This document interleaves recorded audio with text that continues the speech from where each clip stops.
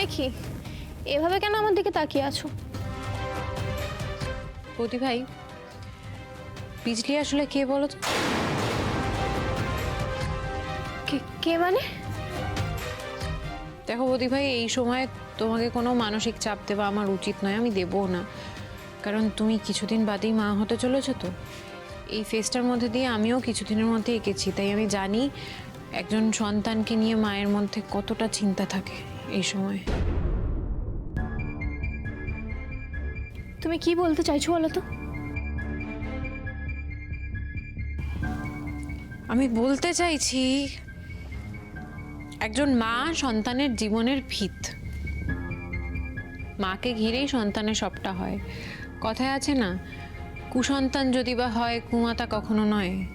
কিন্তু কখনো যদি কুমাতা হয়, তার সন্তানের মধ্যে দিয়ে কি যায়, সন্তানের মানসিক অবস্থা কি থাকে, আমি একটু হলেও আন্দাজ করতে পারছি। তাই তোমায় রিকোয়েস্ট করছি বৌদি ভাই, আর কাট করো না মালিনী ব্যানার্জিকে। আমি ঘরে যাচ্ছি। তুমি যেতেই পারো ঘরে, কিন্তু তার আগে তুমি আমাকে একটা কথা দিয়ে যাও বৌদি ভাই। তুমি আর মালিনী ব্যানার্জিকে গার্ড করবে না, প্লিজ আমায় কথা দাও। তুমি এসব আমাকে কেন বলছো বলো তো? আর কেনই বা এইসব কথার মাঝখানে মাকে টানছো? তোমার মায়ের কথা আসছে কারণ সে নামেই তোমার মা। উনি কাউকে ভালোবাসেন না, উনি কারুর ভালো চান না। উনি দিনের পর দিন আমার সন্তানের ক্ষতি চেয়ে আসছেন। উনি শুধু ক্ষমতা আর প্রতিপত্তিকে ভালোবাসেন।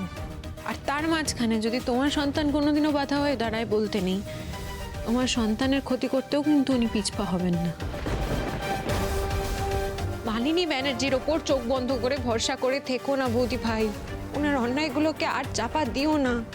এই ভুলের মাসুল যদি তোমার সন্তানকে গুনতে হয়, তোমার আক্ষেপের শেষ থাকবে না কিন্তু। এসব তুমি কি বলছো? কি বলতে চাইছো তিতির? বৌদি ভাই, আমি শুধু একজন মা হয়ে আরেকজন মায়ের কাছে আমার সন্তানের সুরক্ষা ভিক্ষে চাইছি। তুমি এটুকু দেবে আমায়? আমি আমি কি করে? মালিনী ব্যানার্জি প্রথম দিন থেকে আমার সন্তানের ক্ষতি করার চেষ্টা করছেন। আমাকে একটা অন্ধকার জায়গায় বিক্রি করে দিয়েছিলেন, জানো তুমি? তুমি যদি আজকে স্বীকার না করো বৌদি ভাই, তুমি যদি আজকে সব সত্যিটা না বলো, তাহলে কিন্তু সারাটা জীবন আমার সন্তানের জন্য একটা থ্রেট হয়ে থাকবে মালিনী ব্যানার্জি। তুমি বলো না বৌদি ভাই, এরপরে যখন তোমার কোনো কাজে পান থেকে চুন খসবে, তখন তোমারও ক্ষতি করে দেবে মালিনী ব্যানার্জি, তোমার সন্তান। বৌদি ভাই প্লিজ, তুমি স্বীকার করো, মালিনী ব্যানার্জি বিজলি তো। সেই জন্যই আগের দিন যখন উনি বাড়ি থেকে পালিয়ে গেলেন, ওনাকে আর গেটের বাইরে দেখা যায়নি। বলো বলো বলো। হ্যাঁ, আপনার ছেলের বউয়ের যে মুখ চেঞ্জ হয়েছে সেটাও তো দেখলাম উনি জানেন। তাই আমি দিয়ার ছবি, দোয়েলের ছবি সব দেখিয়েছি। কি করেছেন কি আপনি ডক্টর? আপনাকে না আমার ইচ্ছে করছে একেবারে খুন করে মেরে ফেলি। রাখুন রাখুন। উফ। তার মানে তিতির আর সোম কালকে ডক্টর বিশ্বাসের কাছে গেছিল, ছদ্মবেশে গেছিল। ওখান থেকে দোয়েলের ব্যাপারটা জেনেই ফিরেছে। ফিরে এসে দিয়ার মাথা খেয়েছে। তার মানে আন্দাজে ঢিল ছোড়েনি, শিওর হয়েই ব্যাপারটা করেছে তিতির। শিওর হয়েই করেছে। বেড়ে খেলছে তিতির, বেড়ে খেলছে। তিতির এখনো জানে না যে বিজলি আসলে মালিনী ব্যানার্জি, কিন্তু একেবারে পাক্কা খেলোয়াড়ের মতন খেলছে দেখছি তিতির। কি করব তাহলে আমি? ও বাড়িতে ফিরবো কি ফিরবো না? না না না, খেলার মাঝে মাঠ ছেড়ে পালানোর মানুষ তো মালিনী ব্যানার্জি নয়, কিছুতেই না। খেলার শেষ আমি দেখেই ছাড়বো। আর খেলা ঘোরাতে তো আমি ওস্তাদ। তিতিরের হাতে ধরা পড়ে গিয়েও রাজ্যকে বিজলি সাজিয়ে আমি খেলা ঘুরিয়ে দিয়েছিলাম না? তাহলে এবারে পারবো নাই বা কেন? আমি যাব, ব্যানার্জি বাড়িতে ফিরবো, কিন্তু এবার খালি হাতে ফিরতে পারবো না। আত্মরক্ষার সরঞ্জাম হাতে নিয়ে আমাকে ফিরতে হবে। হ্যাঁ হ্যাঁ, বিজলি আমার মা। তিতির উনি খারাপ হোক বা ভালো, উনি তো আমার মা, বলো। উনি যখন আমার কাছে থাকতে চেয়েছেন আমি কি করে থাকতে দিতাম না। তিতির জানো, আমি না ছোট থেকে আমি আমার মায়ের সঙ্গ কোনো দিন পাইনি। সব সময় মা পার্টি, ক্লাব সব কিছু নিয়ে ব্যস্ত থাকতো।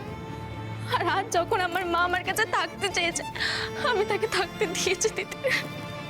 অথচ দেখো, তোমার এই মা তোমার জন্য একদিন কিন্তু খাবার বানিয়ে দিল না, তোমার পায়ে তেল মালিশ করে দিল না। এই সময় তোমার মাকে তোমার সব থেকে বেশি প্রয়োজন। আর তোমার মা আসলে কি জানো তো বৌদি ভাই, তুমি খুব ভালো, সেই জন্য বুঝতে পারছো না। তোমার এই মা এর পরবর্তীতে তোমার ক্ষতি করতো দুবার ভাববেন না। আমি কি করব তিতির, আমি কি করব? হ্যাঁ তিতির, আমি আমার মাকে গার্ড করেছি। আর সেই জন্যই তুমি সেদিনকে দ্বিতীয় বিজলি সেজে এসেছিলে, তাই তো?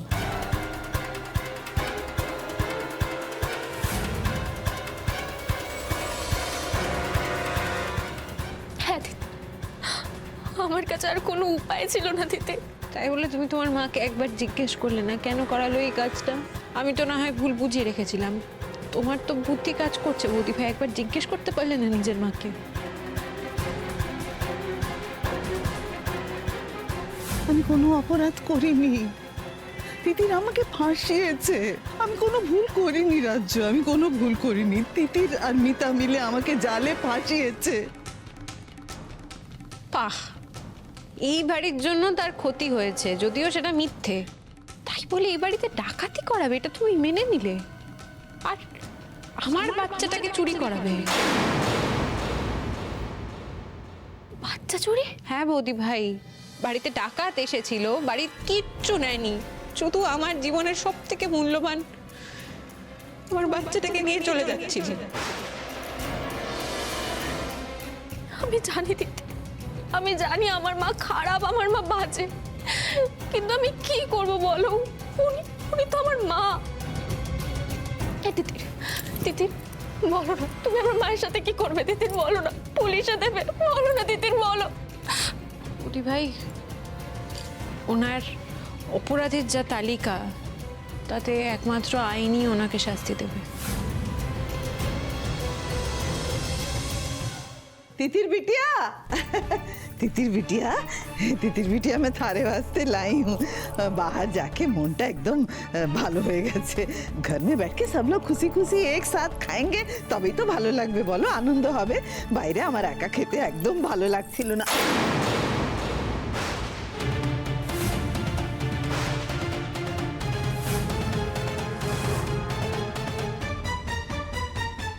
ये तुमने क्या किया तितिर बिटिया? আমার এই পোড়া মুখ আমি কাউকে দেখাতে চাই না।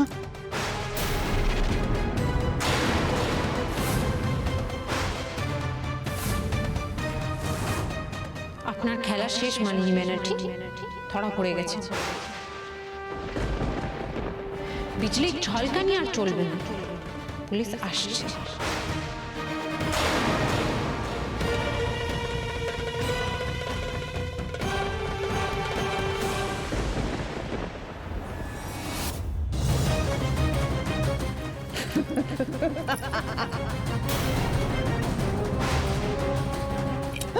ভুলে যেও না তিতির, বিজলির গর্জন থামলেও মালিনী ব্যানার্জি কোনোদিন থামবে না।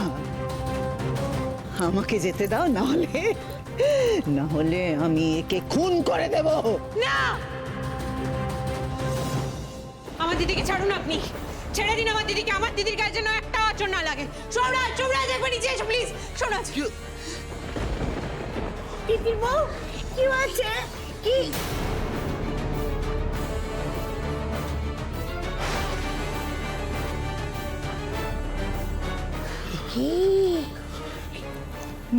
মালিনী? এই তিতির বউ, মালিনী এখানে কি করে? হ্যাঁ, মালিনী ব্যানার্জি, আমাদের বিখ্যাত মালিনী ব্যানার্জি। বুঝতে পারছো যে দিনের পর দিন বিজলি সেজে আমাদের বাড়িতে থেকে গেছে, আর আমরা সবাই বোকা বনেছি দিনের পর দিন, সবাই। আপনি আমার দিদিকে ছাড়ুন, আমি ছাড়ুন বলে দিচ্ছি। এত সোজা এমনি ছেড়ে দেব? মালিনী ব্যানার্জি কোনোদিন এমনি কিছু হতে দিয়েছে নাকি? আপনি ছাড়ুন, ছাড়ুন আমাকে। ও তিতির বউ কি করছে? ও তো খুনির মতো করছে। খুনির মতো নয় ঠাম্মি, উনি আমাকে খুন করার চেষ্টা করেছেন দিনের পর দিন, বাবাকে ওষুধ দিয়ে দিনের পর দিন অসুস্থ করে রেখেছেন, আমার দিদিকেও খুন করার চেষ্টা করেছেন। দিদিকে খুন করতে চেয়েছিল মানে? তিতির কি বলছিস? দোয়েল দোয়েল বেঁচে আছে? দোয়েল কোথায় বল না? মালিনী এখানে এলো কি করে? মালিনী ব্যানার্জি আবার বিজলি সেজে এসেছে নাকি? আমি কিছু বুঝতে পারছি না তিতির। আচ্ছা, ওই যে সেদিন ডাকাত আসার দিনের মতো কি? বিজলি সেজে নয়, দিনের পর দিন এই বিজলি বলে কেউ ছিলই না, শুধু মালিনী ব্যানার্জি ছিল আর আমাদের বোকা বানিয়েছে। আজকে আমি যদি আউট হাউসে না যেতাম তাহলে আজকেও আমি জানতে পারতাম না।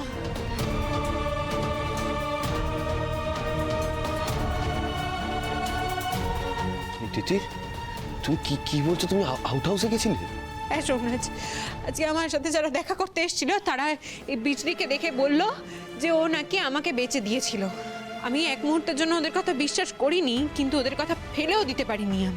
আমি হঠাৎ করে আউট হাউসে গেলাম সন্দেহের চোটে, আর গিয়ে কে দেখলাম জানো? ওখানে ল্যাপটপ, হেডফোন সব কিছু পড়ে রয়েছে। কার ল্যাপটপ? আমার ল্যাপটপ নয়, সোমরাজের নয়, জয়দার নয়, কাকাই বা অভিরও নয়। তাহলে কার ল্যাপটপ? সবিতা দিদি ল্যাপটপ চালাতে পারে না, তাহলে একজনেরই হতে পারে, এই বিজলির। ল্যাপটপ অন করে দেখলাম ওখানে একটা এআই অ্যাপ রয়েছে, যে এআই অ্যাপের মাধ্যমে লোকের গলা ভাড়িয়ে লোককে ফোন করা যায়। এই মালিনী ব্যানার্জি দিনের পর দিন আমাকে, জয়দাকে দিদির নাম করে ফোন করে গেছে, দিদির গলা ভাড়িয়ে আমাকে ফোন করেছে, তোমার নাম ভাড়িয়ে আমাকে ফাঁদে ফেলেছিল, তোমার নাম করে আমায় ডেকে নিয়ে গেছিল আর ওই অন্ধকার জায়গায় আমাকে বেচে দিয়েছিল। এসব কি বলছো তুমি তিতির? এই ব্যানার্জি বাড়িকে ধ্বংস করে দিতে, সবাইকে শেষ করে দিতে। আর আমার প্রথম টার্গেট দিয়া।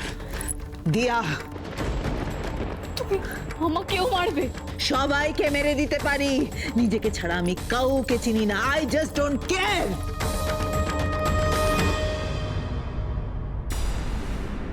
এক্স্যাক্টলি। দেখো বৌদি ভাই, এসো, তোমার মায়ের রূপটা দেখো, তোমার মায়ের রূপটা দেখো। এবার বিশ্বাস হচ্ছে? তোর বিশ্বাস হচ্ছে আমার কথা এবার? এই আপনি বন্দুকটা নামান, বন্দুকটা নামিয়ে কথা বলুন প্লিজ।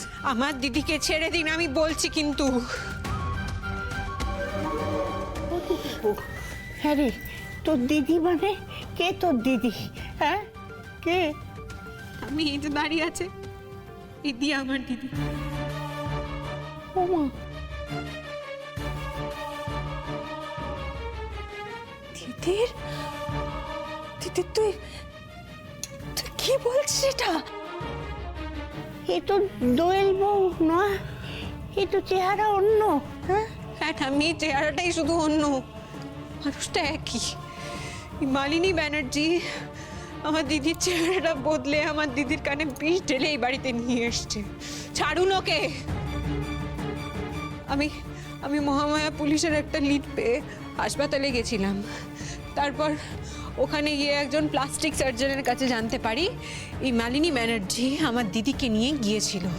ওই প্লাস্টিক সার্জনকে কথা টোপ ফেলে আমি কথা বের করার চেষ্টা করি, আর ওর থেকে জানতে পারি নিজের ছেলের বউকে মুখ থাতলানো অবস্থায় মালিনী ব্যানার্জি নিয়ে গেছিল আর তার মুখটা চেঞ্জ করে দিয়েছে।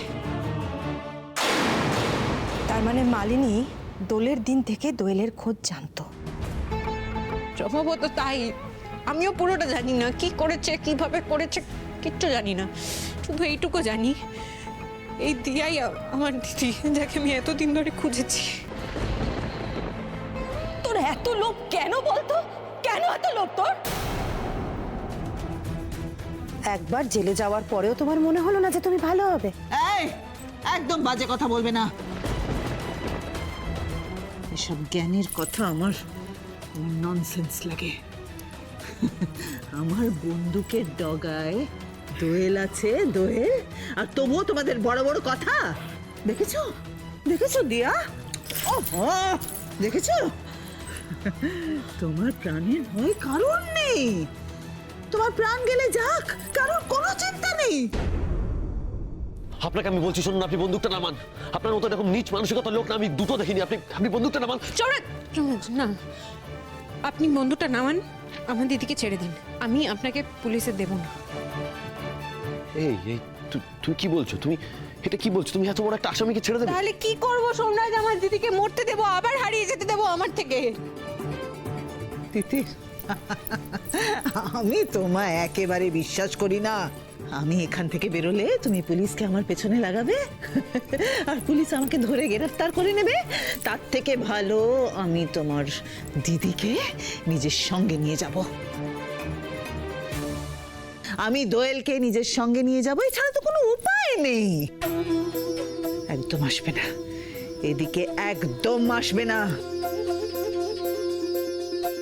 দেখুন মালিনী ব্যানার্জি, আমি যদি আপনার পেছনে পুলিশ নাও লাগাই তাহলেও আপনি জেল থেকে ফেরার হয়েছেন, এমনি পুলিশ আপনাকে খুঁজবে। আপনি যেখানেই যাবেন পুলিশ ঠিক আপনাকে খুঁজে বের করবে। তার থেকে বেটার নয় আপনি এই বাড়িতেই থাকুন। একমাত্র এখান থেকেই পুলিশ আপনাকে খুঁজে বের করতে পারবে না। আপনি এখানে থেকে যান, আমার দিদিকে ছেড়ে দিন, আমরা কেউ কিছু বলবো না। তিতি, প্রেশারে তোমার মাথা বোধহয় একদম ঠিক মতন কাজ করছে না। আপনি তো এই বাড়িতেই থাকতে চেয়েছিলেন, আপনি থাকুন না। শুধু আমার দিদিটাকে ছেড়ে দিন প্লিজ। ও মা, মা তুমি প্লিজ ছেড়ে দাও না মা। তুমি কেন করছো এরকম? তুমি আমার সুযোগ নিয়ে তুমি সবাইকে এরকম ক্ষতি করছো মা। তুমি আমাকেও মেরে ফেলতে চাইছিলে মা। হ্যাঁ, চাইলাম, কারণ আমি আমার শত্রুর শেষ রাখি না। এখানে যারা যারা আছে সবাই আমার শত্রু, সেজন্য আমি সবাইকে শেষ করে দেব, সবাইকে শেষ করে দেব।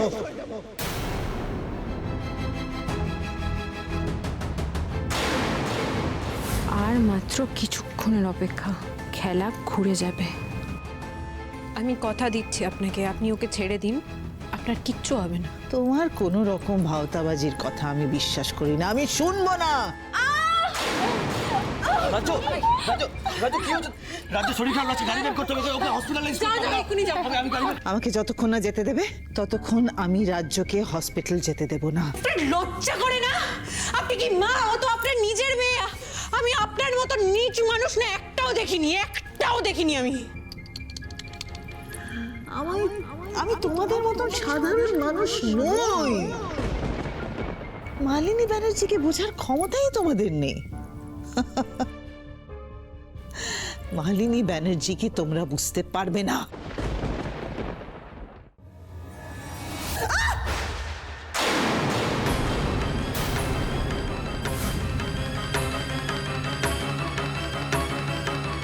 ওয়েল ডান দিদি, ওয়েল ডান। দিদি কি একদম নড়ার চেষ্টা করবেন না, না হলে কিন্তু ট্রিগারে হাতটা পড়তে আমার হাত এক ফোঁটাও কাঁপবে না। তুমি বৌদি ভাইকে নিয়ে বেরো সোমরাজ, তাড়াতাড়ি তাড়াতাড়ি রাজু, এক্ষুনি বেরো। রাজু, সাবধান, আস্তে আস্তে আস্তে, সাবধানে সাবধান। নিয়ে যাও। চল, কিচ্ছু হবে না, চল। দেখুন মালিনী ব্যানার্জি, যেখানে দু বোন একসাথে হয় না সেখানে আপনি হারতে বাধ্য।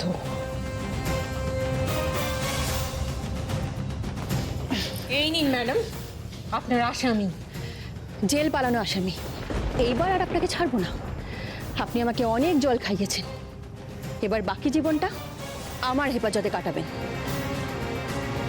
হেফাজতে গেলেই হবে না, ওনাকে সবার সামনে স্বীকার করতে হবে আমার দিদিকে নিয়ে উনি কি করেছেন, এক্স্যাক্টলি কি চাল দিয়েছেন। অনেকটাই রহস্য থেকে গেছে। বলুন এবার দিদির সাথে কি করেছেন আপনি? আমি আসামি, তোমরা সবাই আসামি। আমার ঘর সংসার সুজয় সব কেড়ে নিয়েছে, ওই মিতা। এই সব কিছু কোনোদিন আপনার ছিল না মালিনী ব্যানার্জি। মিতা ব্যানার্জি আসামি। এই সব কিছু কোনোদিন আপনার ছিল না, এই সব কিছু ছিল মায়ের। মায়ের থেকে আপনি সবকিছু কেড়েছেন ভুল বুঝিয়ে, যাতে এই বাড়িতে আপনি বাবাকে ভুল বুঝিয়ে বিয়ে করে আসতে পারেন আর এই বাড়ির অধিপতি হয়ে থাকতে পারেন। ছোটবেলা থেকে আমার ছেলেকে ভুল বুঝিয়েছিস যাতে ও আমাকে জ্ঞান না করে। সোমরাজকে দিয়ে ব্যবসাটা দাঁড় করিয়েছিস, তারপর সোমরাজকে ওই ব্যবসা থেকে বের করে দিয়ে নিজে ক্ষীরটা খাওয়ার চেষ্টা করেছিস। এক্স্যাক্টলি মা, এটাই। আর আমার সঙ্গে যখন সোমরাজের বিয়ে হয় উনি ভয় পান, বাই চান্স ওনার সিংহাসনটা টলে যায়, তারপর উনি শুরু করেন আমাকে মারার চেষ্টা। আমার দিদির কানে দিনের পর দিন আমার নামে বিষ ঢালতে শুরু করেন, আমাকে দিনের পর দিন শেষ করে দেওয়ার চেষ্টা করেছেন উনি। এমনকি সোমরাজকেও উনি মারার চেষ্টা করেছেন। তারপর যখন সব অপরাধ ধরা পড়ল, তখন জেলে গিয়ে পাগলের অভিনয় শুরু করলেন। তারপর যখন মানসিক হাসপাতালে ওনাকে শিফট করা হলো, তখন উনি পালিয়ে গেলেন সেখান থেকে। আর তারপর দিলেন মোক্ষম চালটা আমার দিদিকে নিয়ে। আমার দিদিকে নিয়ে উনি এক্স্যাক্টলি কি করেছেন আজকে পুলিশের সামনে ওনাকে স্বীকার করতে হবে। বলুন আপনি কি করেছেন আমার দিদির সঙ্গে? ওর মুখটা বদলে গেল কি করে? কি করেছেন আপনি? আমি বলছি, উনি বলেছিলেন যে তুই আর আমি এই বাড়িতে বিয়ে করে এসেছি, প্রথম থেকেই নাকি তুই আমায় হিংসে করতি, সেজন্য তুই আর সোমরাজ মিলে আমার আর জয়ের সম্পর্কটা খারাপ করতে চেয়েছিস, আমার আর জয়ের মাঝখানে ভুল বোঝাবুঝি তৈরি করেছিস। আর শুধু এটাই না, তুই আমার সন্তান নষ্ট করার চেষ্টা করেছিস এবং তুই আর সোমরাজ মিলে জয়কে মেন্টালি টর্চার করেছিস যাতে ও ব্যবসায় কনসেন্ট্রেট না করতে পারে, যাতে তুই আর সোমরাজ এই বাড়ির ওপরে রাজ করিস। দোয়েল বউ সব মিথ্যে রে, সব মিথ্যে। তিতির বউ তোকে ওর প্রাণের চেয়েও বেশি ভালোবাসে রে, বেশি ভালোবাসে। দোয়েল, তুমি জানো তোমার দিদি কিভাবে তোমাকে খোঁজার চেষ্টা করেছে? যেখানে যেখানে একটু আলোর দিশা দেখেছে সেখানে ছুটে গেছে, তখনও প্রেগনেন্ট। কত কমপ্লিকেশনস, তাও দিনের পর দিনও তোমাকে খুঁজে গেছে, বাড়ির কাউকে কিচ্ছু জানায়নি। কেন বলো তো? কারণ তোমার ফোন থেকে ও একটা মেসেজ পেয়েছিল যে তুমি নাকি ওর বাচ্চার ক্ষতি করতে চাও, তাই এই অভিমানে তুমি নাকি বাড়ি ছেড়ে চলে গেছো।